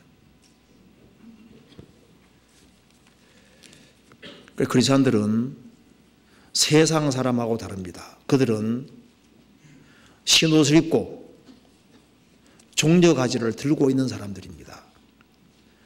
죽으시고 부활하신 주님이 같이 계시는 거예요. 종려가지 잡고 있지 않습니까? 주님이 우리 의로 계시고 죽으시고 부활하신 주님이 그리스도인과 함께 하잖아요. 그렇기 때문에 우리는 세상에 살지만 세상에 속한 자가 아닙니다. 세상에 많은 죄가 있지만은 그리스도인들은 또 속에 이길 힘이 또 와 있는 거예요. 또 마귀의 많은 역사가 있지만은 주님이 함께 하시기 때문에 이길 힘이 와 있는 겁니다. 세상에 여러 가지 혼란과 역경, 어려움이 있지만은 그리스도인들은 그 속에서 일어나는 힘이 있는 거예요. 하나님이 주시는 생명인 겁니다. 그렇잖아요. 자, 요한계시록 7장 다시 봅시다. 이제 요한계시록 7장을 통해서 구속받은 사람의 삶을 유추해 볼 수 있는데요. 이들은 지구상에 살 때 믿음으로 산 것이 확실합니다. 왜냐하면은 10절에 7장 10절에 큰 소리로 외쳐가로되 구원하심이 보호자에 앉으신 우리 하나님과 어린 양에게 있도다. 구원하심은 오직 하나님께 있다고 저 위에서도 외치는데 땅에서도 외쳤던 사람들입니다. 구원은 하나님과 어린 양에게 있도다. 그 확실한 신앙이잖아요. 나의 구원은 보호자에 앉으신 우리 하나님과 어린 양 예수님에게 있도다. 그들은 자기의 무능력을 깨닫고 있는 사람이니까 그들은 믿음 있는 사람인 동시에 겸손한 사람들입니다. 사실 누가 겸손하냐 하면은 구원을 확실히 받은 사람은 속에 주님의 생명이 들어와 있고 주님의 속에 와 계시기 때문에 구원받을 때 사실 마음을 가장 낮춘 거예요. 사실 그리스도인들이 세상 사람과 다르게 겸손한 마음을 가지고 있는 사람이라고 할 수 있습니다. 우리가 낮을 때 구원받았다는 것 자체가 우리가 낮추었다는 증거인 거예요. 그리고 신앙생활을 계속적으로 잘하기 위해서도 마음을 낮추는 사람이 신앙생활 잘하잖아요. 그리고 이들은 주님을 섬기는 사람들이었습니다. 15절에 보면은 그러므로 그들이 하나님의 보좌 앞에 있고 또 그의 성전에서 밤낮 하나님을 섬기며 이들은 천국에서도 섬기고 이 땅에서도 틀림없이 하나님을 섬긴 사람들입니다. 섬김에 그렇죠. 구원받고 나면은 새로 주인이 생겼습니다. 그리스도인들은 틀림없이 주님을 섬기는 사람들입니다. 그들은 믿음이 섰고 그리고 자신을 낮출 줄 알았고 영광을 주님께 돌릴 줄 알았고 그들은 주님을 섬기는 사람들이었습니다. 예수님 말씀하시기를 사람이 나를 섬기려면 나를 따르라. 나 있는 곳에 나를 섬기는 자도 거기 있으리니 사람이 나를 섬기면 내 아버지께서 저를 귀히 여기시리라. 그들은 이 땅에서 주님을 섬긴 사람들입니다. 이스라엘 민족을 에집트에서 건진 목적도 파라오 왕을 섬기는 데서 하나님을 섬기게 하기 위해서 그들을 건져주셨잖아요. 우리를 왜 피로 구속해 주셨을까요? 바로 하나님을 섬기게 하기 위해서입니다. 살아계신 하나님을 섬기게 하기 위해서요.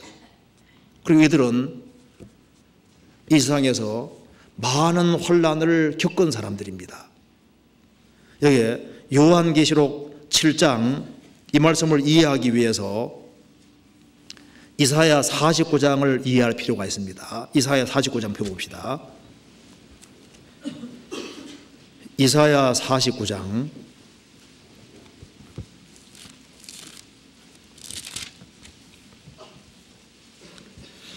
이 49장 1절부터 7절까지는 예수님에 대한 예언입니다.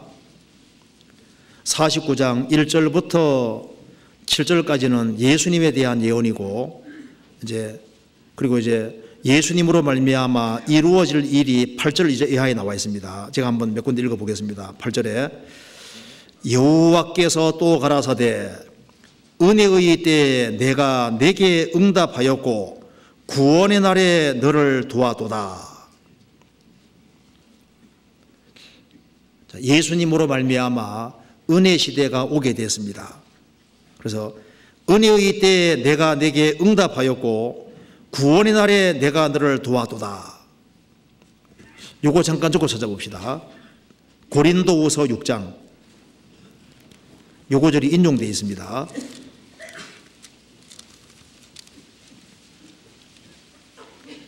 (6장 1절입니다) 우리가 하나님과 함께 일하는 자로서 너희를 권하노니 하나님의 은혜를 헛되이 받지 말라. 가라사대 내가 은혜 베풀 때 너를 돕고 구원의 날에 너를 도왔다 하셨으니 보라 지금은 은혜 받을 만한 때요 보라 지금은 구원의 날이로다. 이사야 49장 인용입니다. 예수님의 초림으로 말미암아 은혜 시대가 주어지게 된 겁니다. 우리는 지금 은혜 시대 살고 있습니다. 보라 지금은 은혜 받을 만한 때요 보라 지금은 구원의 날이다. 이사야 49장 다시 보시겠습니다. 그래서 구원을 받은 사람을 어떻게 인도하는지 봅시다. 9절에 49장 9절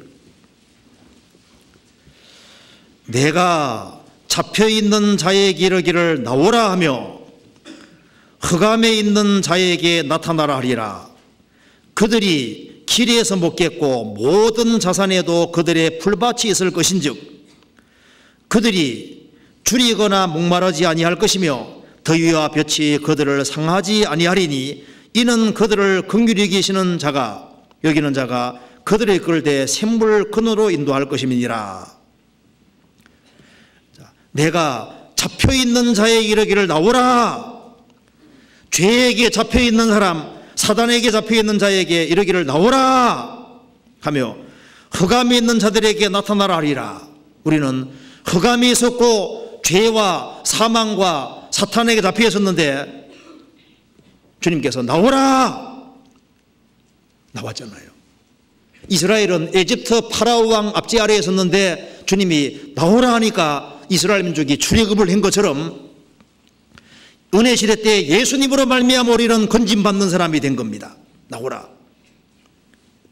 그리고 그들이 길에서 먹겠고 그들의 모든 자산 벌거숭이 산에도 그들의 풀밭이 있을 것인즉 이스라엘이 출애굽을 하니까 하나님께서 그들을 광야에서 인도하시고 그들에게 만나 내려주시고 필요한 걸 계속 다 주셨습니다.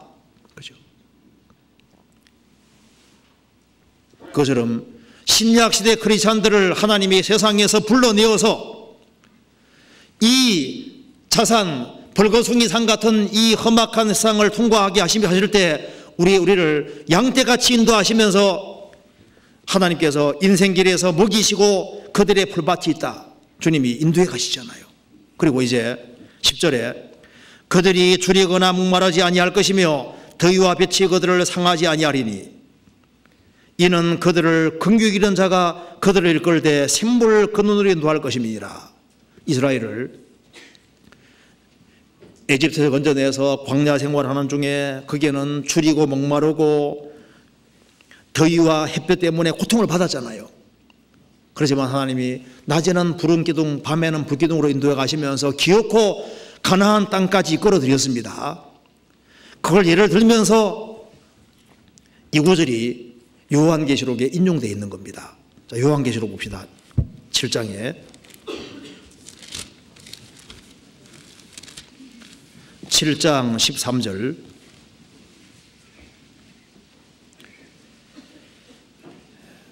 장도 중에 하나가 응답하여 내게 이르되 이 흰옷 입은 자들이 누구며 또 어디서 왔느뇨? 내가 가로되 내 주여 당신이 알리다 하니 그가 나더러 이르되 이는 큰 혼란에서 나오는 자들인데 어린 양의 피에 그 옷을 씻어 희게 하였느니라. 그러므로 그들이 하나님의 보좌 앞에 있고 또 그의 성전에서 밤낮 하나님을 섬기매 보좌에 앉으신 이가 그들을 위해 장막을 치시리니. 그다음 같이 읽겠습니다.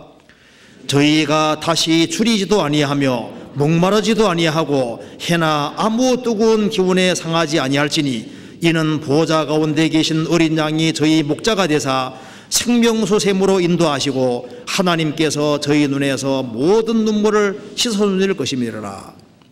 이사야 49장 인용입니다. 그러니까 이스라엘은 에집트 광야 40년 생활 속에서 줄이고 목마르고 해나 뜨거운 기운에 상하기도 했습니다. 그런데 이제 그 통과하고 가나안 땅에 들어갔습니다. 그처럼 신약시대 크리스찬들이 세상에 나와서 생을 살아가는 가운데 이스라엘이 광야 통과한 것처럼 이 세상이라는 광야를 통과하는 가운데 여러 가지 환난과 역경과 어려움을 당한다 그 말입니다. 그렇지만 주님께서 그들을 이끌어서 영원한 천국까지 이끌어 드릴 것을 말씀하고 있는 겁니다. 그래서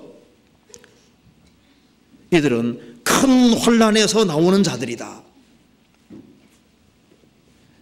이스라엘 백성들은 광야 통과하고 가나안 땅 들어갔습니다. 크리스찬들은 세상에서 많은 환난을 당하고 저 천국까지 들어가는 사람인 겁니다. 여기에 저 위에 선 사람들이 많은 환난과 어려움을 통과한 사람들인 겁니다. 그리고 큰 환난에서 나오는 자들인데 지금 이것이 지금 보좌 앞에 가 있는 상태입니다. 이걸 7년 환난으로 이해해도 지금 7년 환난 속에서 큰 환난이 벌어질 때 크리스찬들은 보좌 앞에 올라와 있는 겁니다. 여기에 올라와 있는 사람들이 어디서 왔느냐? 저 큰 환난 벌어지는 저곳에서 왔다. 크리스찬들은 이 세상에서 많은 환난을 겪고 주님 앞에 서는 사람들이고, 그리고 이제 크리스찬들이 지금 보좌 앞에 와 있는데 장로 중 하나가 말하기를 이 흰옷 입은 자들이 누구냐? 어디서 왔느냐? 그들은 저 큰 환난에서 나오는 자들이다. 크리스찬 교회에 사는 환난 역사입니다. 많은 환난 통과하고 나오는 사람들이다 그 말입니다. 7년 환난이 벌어질 때는요, 7년 환난 벌어지는 저곳에서 온 사람들이다 그 말입니다. 크리스찬들이 7년 환난 속에 들어가는 게 아닙니다. 문자 그대로 읽어보면은 크리스찬들이 2000년 교회 역사는 너무나도 큰 환난을 당한 거예요. 이 보좌 앞에서 서 있는 사람들, 이 사람들은 믿음이 있었고 그들은 살아계신 하나님을 섬기는 사람이었고 신앙 때문에 많은 환난과 핍박과 어려움을 당하는 사람들이었던 겁니다. 그래서 우리가 하나님 나라에 들어가기 위해서는 많은 환난 겪어야 된다, 그 말이 맞는 거예요. 예수님이 배척받은 세상이기 때문에 크리스찬들이 세상에서 환난을 받습니다. 그리고 이들은 모든 눈물을 씻겨준다 그랬죠. 17절에 이 세상에서 눈물을 많이 흘린 사람들인 겁니다. 세상 사람과 다르게 크리스찬들은 복음 전하기 위해서, 영혼을 건지기 위해서, 주님 역사를 위해서 많은 눈물을 흘린 사람들인 거예요. 그리고 17절에 저희 목자가 되사 하나님을 자기 목자로 삼은 사람입니다. 여호와는 나의 목자시니 내가 부족함이 없으리로다. 하나님을 자기 목자로 삼고 살던 사람들입니다. 그리고 9절에서 아무라도 설 수 없는 큰 물이라 그러죠. 그것처럼 크리스찬들은 이 세상에서도 무리 지어 살던 사람들입니다. 저 위에서 다 모이잖아요. 크리스찬들이 각기 행동하다가 저 위에 서는 것이 아니라 무리 지어 살다가 가장 큰 무리 속에 들어가게 되는 거예요. 하나님의 생명을 얻은 사람은 하나님의 생명을 얻은 사람들과 같이 하나가 되어 살아가는 겁니다. 그리고 여기에 크리스찬의 미래가 기록이 되어 있습니다. 잠시 후에 크리스찬들은 실제로 구절이 벌어집니다. 9절 한번 같이 읽어보겠습니다. 이일 후에 내가 보니 각 나라와 족속과 백성과 방언에서 아무라도 능히 셀 수 없는 큰 무리가 흰옷을 입고 손에 종려가지를 들고 보좌 앞과 어린 양 앞에 서서, 자, 이 크리스찬들의 미래는 영광스럽습니다. 우리가 어디 서느냐? 보좌 앞과 어린 양 앞에 선다. 우리는 주님 앞에 모이게 됩니다. 얼마 후에 주님 앞에 모이게 되는 거예요. 이건 확실한 사실입니다. 주님께서 이리로 올라오라 할 때 우리는 저 위에 다 서게 되는 겁니다. 그렇잖아요. 시편 50편 보시겠습니다. 시편 50편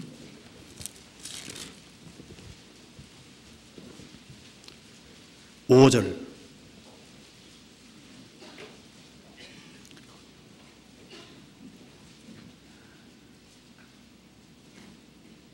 이르시되 나의 성도를 내 앞에 모으라. 곧 제사로 나와 언약한 자니라 하시도다. 성도는 주님 피제사로 언약이 되어 있는 사람이고, 나의 성도를 내 앞에 모으라. 그리스도인들은 주님 앞에 모이게 됩니다. 자, 데살로니가 후서 2장 보시겠습니다.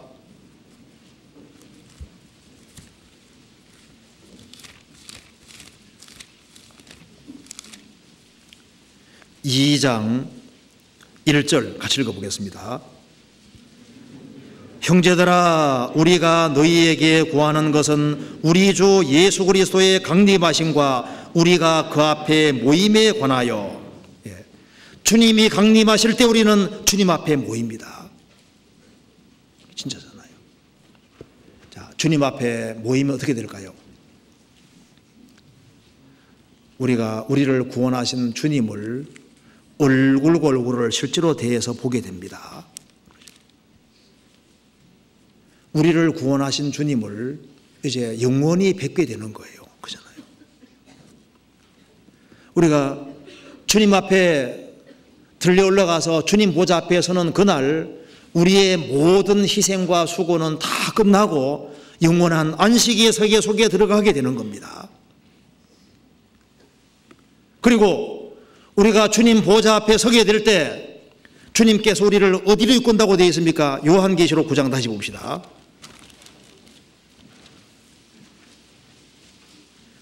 (9장 17절에)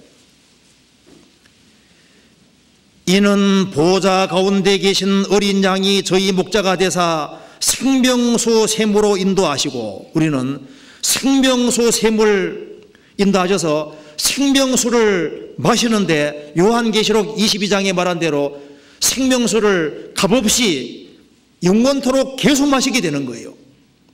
그러니까 영원히 해갈되는 곳이라는 겁니다. 목마를 때 물이 해갈시켜 주는 것처럼 천국 들어가면은 완전한 만족의 세계입니다. 생명수를 마시고 거기서 완전 해갈이 이루어지는 그곳에 들어가게 되는 거예요. 그리고 저희 눈에서 모든 눈물을 씻어 주실 것이미로라. 눈물이 없는 세계, 주님이 영원히 위로해 주시는 그 세계 속에 들어가게 됩니다.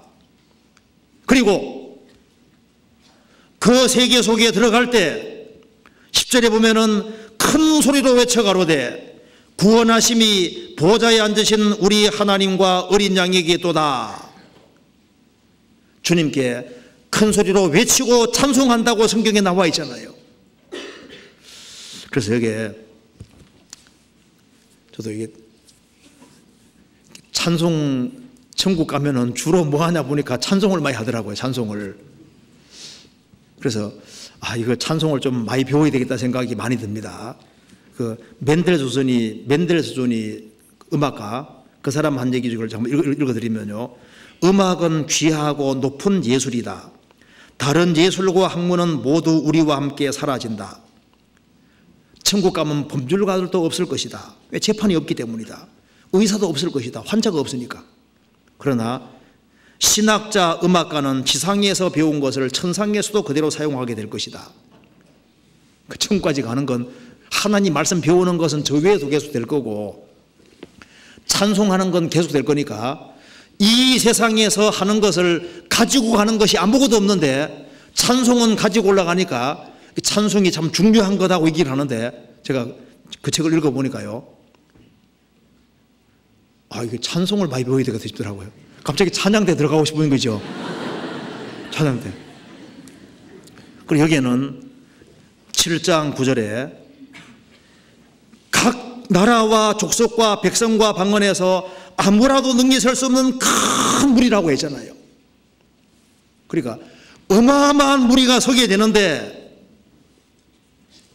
그게 성부, 성자, 성령 삼일체 하나님이 계신 곳입니다. 천만 천사들이 있는 그곳인데 그곳에 신구약 시대에 구원받은 사람들이 다 서는 곳이잖아요. 거기서 우리가 아브라함, 이삭, 야곱을 만나게 될 겁니다. 삼손도 만나게 될 겁니다. 그죠? 다윗도 만나잖아요. 모세도 만나고 바울사도도 만나고 베드로도 만나고 베드로사도 만나잖아요. 루트도 만나고 재밌을 거예요. 요한 웨슬리도 만나고. 그죠? 앞서간 주님의 모든 성도들을 만나게 됩니다. 그 천국은 영원히 교제하는 장소가 확실한 거예요. 이게 아무라도 셀 수 없는 큰 물이다. 우리는 저 위에서 만나든지 아래에서 만나든지 만나야 되는 겁니다. 그리고 우리가 만날 때 이런 모습으로 만나는 게 아니잖아요. 주님께서 이리 올라오라 할 때 우리는 부활의 몸을 입고 삽니다. 그렇죠? 못생긴 사람은 다 구원받아야 돼요. 이런 얘기 들어보셨을 겁니다. 숫자가 클수록 존경받는 마을이 있었는데요. 1.5는 항상 5에게 인사하고 다녔습니다. 숫자가 약간 적으니까요. 어느 날 1.5가 고개를 빳빳하게 들고 다니는 겁니다. 5가 지나가도 고개를 안 숙이는 거예요. 왜 고개 안 숙여? 나 점 뺐어. 근데 15가 됐다 그 말입니다. 인생이 확 바뀐 거예요. 자, 주님 오시는 그날 상황이 완전히 역전이 됩니다. 그러잖아요. 진짜 주님 앞에 설 때 가장 영광스럽게 서게 됩니다. 우리가 부활의 몸을 입고 저 위에 서게 되잖아요. 그리고 주님은 사랑이십니다. 그래, 사랑으로 충만한 세계 속에 서게 되는 거예요. 우리가 주님 보좌 앞에 섰다고 했는데 이 보좌가 성경에 즐거움의 보좌라고 되어 있고 주님이 계시는 그 세계는 즐거움의 세계라고 성경에 되어 있잖아요. 주의 앞에는 기쁨이 충만하고 주의 우편에는 영원한 즐거움이 있나이다. 영원한 기쁨과 영원한 즐거움이 있는 그 세계 속에 들어가는 거예요. 여기야말로 정말 영광스러운 세계입니다. 그렇잖아요. 이건 사실인 거예요. 우리는 여기에 섭니다. 이 아무라도 셀 수 없는 큰 무리 속에 내가 들어갈까? 한국에도 복음이 전해져서 놀랍게도 예수님 피를 통해서 구원을 받게 되잖아요. 예수님의 죽으심과 부활하심이 나와 관계가 됐습니다. 이제 내가 크리스찬이 되고 난 이후에 이제 세상을 섬기는 것이 아니라 살아계신 주님을 섬기고 주님을 나의 목자로 삼고 살고 있습니다. 그리고 내게 천국 가서 같이 살 거듭난 크리스찬들이 내 주변에 같이 있잖아요. 잠시 후에 우리는 저 세계 속에 들어가게 됩니다. 그렇기 때문에 주님 오시는 그날 이 영광스러운 세계 속에 들어간다는 걸 참으로 믿는 사람은 무슨 일을 해야 될지가 찬명한 거예요. 우리의 간절한 소원은 무엇일까요? 모쪼록 몇몇 사람이라도 더 구원해서 저 위에 서기 원하는 것이 우리의 유일한 소망인 겁니다. 그렇지 않습니까? 고린도서 4장 보시겠습니다. 한 군데만 더 보시겠습니다. 고린도서 4장 13절 14절 같이 읽겠습니다. 기록한 바 내가 믿는 고로 말하였다 한 것 같이 우리가 같은 믿음의 마음을 가졌으니 우리도 믿는 고로 또한 말하노라. 주 예수를 다시 살리시니가 예수와 함께 우리도 다시 살리사 너희와 함께 그와 함께 서게 하실 줄을 아노니. 우리는 믿기 때문에 우리도 할 말이 있습니다. 주 예수를 다시 살리시니가 예수와 함께 우리도 다시 살리사 너희와 함께 그 앞에 서게 하실 줄을 안다. 우리가 전도해서 다른 사람을 주님 품으로 인도하면 그 사람과 같이 주님 앞에 서게 되는 거예요. 우리의 간절한 소원은 아무쪼록 몇몇 사람이 더 구원받는 겁니다. 그렇잖아요. 그래서 요한계시록 7장 속에 크리스찬의 과거가 나와 있고 크리스찬의 현재가 나와 있고 크리스찬의 미래가 나와 있습니다. 그래서 오늘 정리하자면은 이제 크리스찬 생애가 시작된 것은 피를 깨닫는 겁니다. 예수님의 죽으심과 부활하심을 깨닫는 거예요. 그래서 예수님의 죽으심과 부활하심을 간단하게 요약한 것이 바로 신호짓고 종려가지 붙잡고 있는 겁니다. 주님 피로 죄 사함 받고 의롭다함을 얻은 겁니다. 그리고 종려가지를 특별히 손에 가지고 있는 자는 그것은 우리가 이긴 자들이다 그 말입니다. 생명을 가진 자들이다 그 말입니다. 생명이 있기 때문에 세상을 이겨나갑니다. 생명이 있기 때문에 죄를 이겨나갑니다. 생명이 있기 때문에 마귀 시험을 이겨나가고 그잖아요. 생명이 있기 때문에 환경적인 어려움을 이겨나가는 거예요. 하나님의 생명을 받은 사람이기 때문에 크리스찬들은 주님을 목자로 삼고 주님을 섬기고 살아가는 겁니다. 그리고 주님의 복음을 위해서 함께 눈물을 흘리며 살아가잖아요. 근질을 하고. 그러다가 얼마 후에 이제 아무라도 설 수 없는 큰 무리 속에 들어가게 되는 거예요. 주님 오시는 그날 저 위에 내가 있다면은 그것으로 사실 충분한 겁니다. 그 아주 어마어마한 엄청난 세계 속에 실제로 들어갑니다. 그 사람들이 어디서 왔느냐? 이 세상에 환란이 벌어질 때 크리스찬들은 저 위에 벌써 올라가 있는 거예요. 크리스찬들은 역사 속에서 많은 환란을 받았습니다. 많은 어려움을 받았습니다. 이제 다시는 슬픔과 수고가 없는 영광스러운 세계에 영원한 새로운 몸을 입고 저 보좌 앞에 서게 되는 거예요. 같이 기도하시겠습니다. 저희를 사랑하시는 하나님 아버지 감사합니다. 소망이 없는 저희들에게 주 예수 그리스도를 통해서 소망을 주시고 또 주님을 사모하며 또 주님의 재림을 바라며 생을 살 수 있게 해주시는 것을 감사드립니다. 역사의 마지막 시대를 살아가는 저희들에게 무엇을 해야 할지를 알게 도와주시고 주님의 복음과 영광을 위해 살 수 있도록 더욱 도와주시옵소서. 그리고 가정마다 지켜주시고 주님을 의지하는 믿음을 더욱 허락해 주시고 이 험악한 세상에서 주의 역사를 나타낼 수 있도록 더욱 도와주옵소서. 우리 나머지 생애 모든 생애를 주님의 말씀으로 다스려 주옵소서. 주 예수 그리스도 이름으로 기도하옵나이다. 아멘.